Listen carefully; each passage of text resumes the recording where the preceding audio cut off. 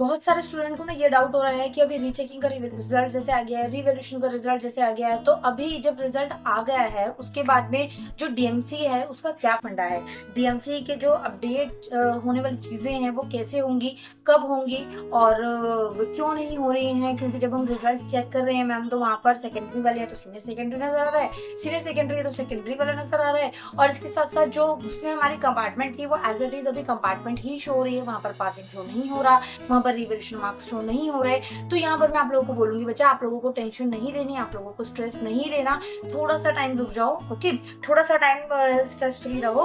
आप लोगों की जब डीएमसी आएंगी ना तो उसके अंदर आप लोगों की सारी चीजें अपडेटेड होकर ही आएंगी। ठीक है, यहाँ पर अपडेटेड का मतलब ये है कि आप लोगों को नॉर्मली ज्यादा टेंशन लेने की जरूरत नहीं है कि मैम वहाँ पर तो चेक ही नहीं हुआ, हम गूगल पर देख रहे हैं वहाँ पर तो एज इट इज शो हो रहा है, वहाँ पर हमारी कंपार्टमेंट शो हो रही है, वहाँ पर हम फेल शो हो रहे हैं, जबकि हम रिवैल्यूएशन में पास हो गए हैं। तो ऐसा नहीं है, अगर हम वहाँ पर पास हो गए हैं ना तो आपकी जब डीएमसी आएगी, जब आपके स्कूल में आए चाहे बाय पोस्ट आपके घर पर आए, वो एज इट इज अपडेट होकर ही आपके पास आएगी। ठीक है, तो घबराने की जरूरत नहीं है। अगर आपके स्कोर्स में अगर नेट पर आप शो चेक कर रहे हो, ऑनलाइन देख रहे हो, आपका रिजल्ट एज इट इज दिख रहा है, तो भी आपको परेशान नहीं होना, थोड़ा सा पेशेंस रखना है, सारी चीजें ऑटोमेटिकली चेंज होके ही आपके पास आएंगी। तो उसको लेके आप लोगों को इतना ज्यादा हेडेक, इतना ज्यादा स्ट्रेस नहीं लेना है। आई नो अभी आधों को ये भी डाउट है कि मैम हम लोगों का जैसे कि एग्जाम कंपार्टमेंट वाला है और हम रीचेकिंग और रिवैल्यूएशन में अगर हम पास हो गए हैं तो क्या कंपार्टमेंट का पेपर हम दें, जरूरी है? तो नहीं, जरूरी नहीं है। अगर आप अपना रिजल्ट जो है वो इम्प्रूव करवाना चाहते हैं, अगर आपको लगता है कि मेरी प्रिपरेशन जो है वो ठीक है,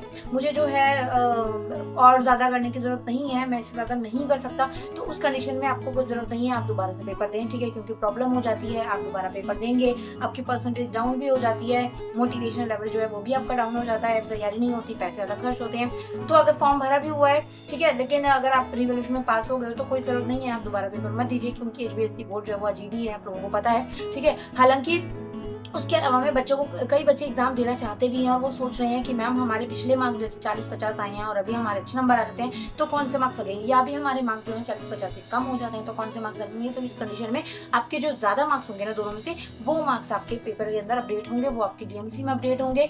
तो उसको लेकर आप लोगों को इतना ज्यादा स्ट्रेस, इतना ज्यादा टेंशन नहीं लेनी है। ठीक है बच्चा, तो इस चीज का थोड़ा सा आप लोगों को ध्यान रखना है और कोशिश करनी है कि ये चीजें जो है आप समझ के रखें।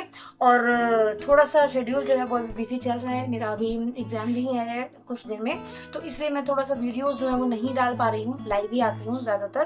ठीक है, बट जो भी डाउट रहता है आप पूछ सकते हैं, इंस्टाग्राम पर मैसेज कर सकते हैं, कमेंट कर सकते हैं। ठीक है, कमेंट बॉक्स में जल्दी लेकर आऊंगी, न्यू वीडियो में मिलेंगे। Thank you so much, bye bye.